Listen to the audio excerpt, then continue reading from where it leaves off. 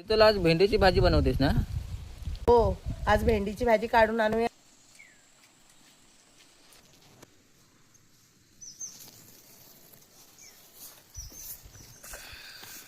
श्री स्वामी समर्थ. आज आलो आहे आम्ही आमच्या परस बागेमध्ये भेंडी काढायला. तुम्ही बघू शकता किती भेंडी लागलेत. हे बघा किती छान गावठी भेंडी.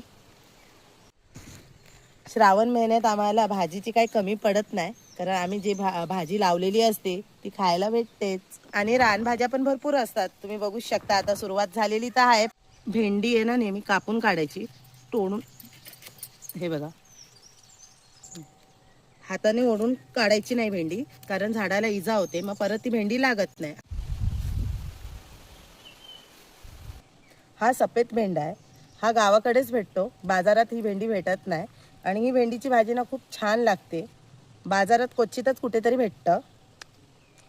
रासायनिक खत न वापरता सेंद्रिय खत आम्ही वापरून भेंडी तयार केलेली.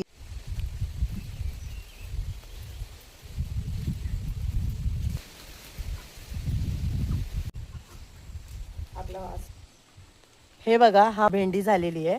ते आम्ही बियांसाठी ठेवलेलं आहे. आज पहिल्यांदाच एवढी भेंडीची भाजी काढली आहे. आता छानपैकी ह्याची भाजी बनवणार.